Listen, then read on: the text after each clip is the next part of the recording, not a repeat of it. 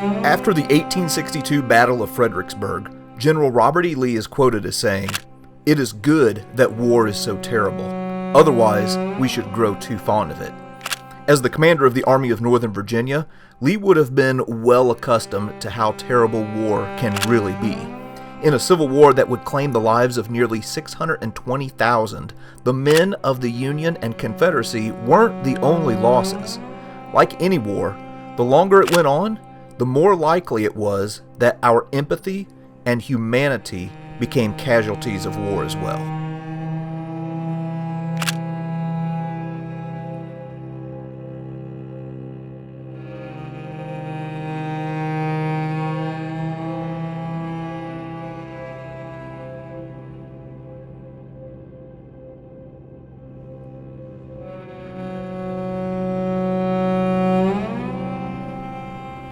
This is a very unique artifact from the Civil War period. It's actually a children's school book from 1864 that actually has story problems about killing Yankees. Unbelievable. I first heard about this 25 years ago. It was on one of the old Civil War series, and they were interviewing a historian, and they talked about this. So for years, I looked for one, and Civil War shows and online sources, some of the used book sources, and I put the word out that I was looking for one, and I was never able to find one until about 10 or 12 years ago. I was able to source one from a used book dealer, and it's just one of those fascinating items that it's just almost unbelievable at that time.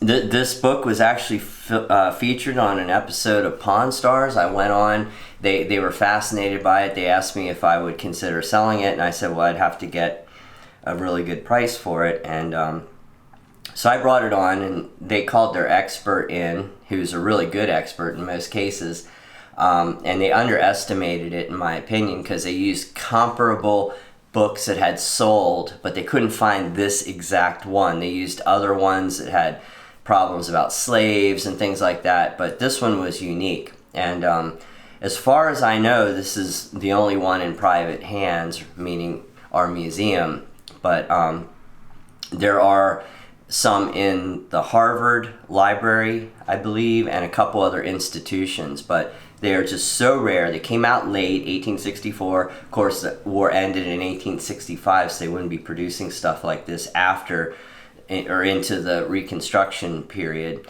So they became obsolete, and most of them were thrown away.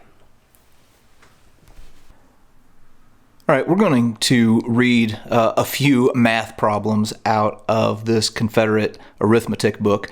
And one note, when you are dealing with archival paper items or anything like that, the proper way to handle them is with no gloves. So clean hands is how you want to do this, because gloves can actually get hung up on the pages and cause damage. But take a look at this.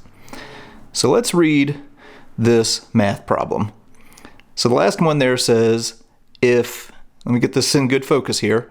If one Confederate soldier can kill 90 Yankees, how many Yankees can 10 Confederate soldiers kill? So that's just one of the problems that they have in this math book. Okay, so we're on page 44 now, and I'm trying to handle this as delicately as I can. It does have some damage, so we're really trying to be careful with this. But on page 44, we have a great story problem. It says, if one Confederate soldier can whip 7 Yankees, how many soldiers can whip 49 Yankees? Ooh, there's a tough one, kids.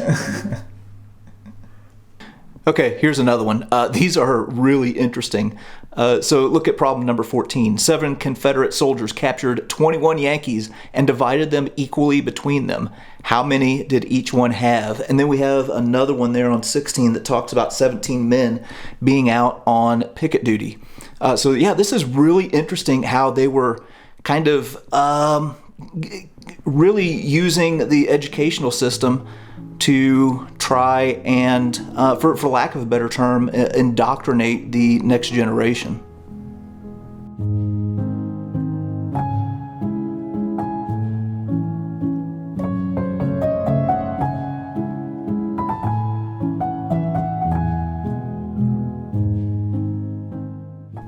So now, as you know, this is a very unique book after reading just a couple of these story problems, and needless to say, I did not sell it on Pawn Stars. They made a very low ball offer, and I've never seen another one. I mean, this is definitely one of the rarest pieces, and I think it's one of the most unique pieces.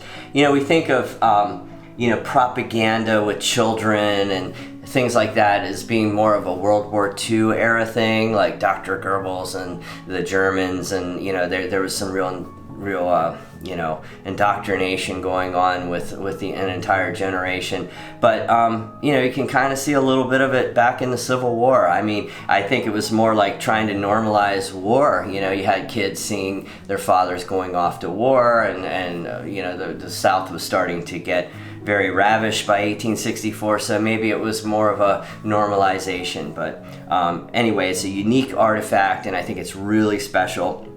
And it's going to stay at the Gettysburg Museum of History.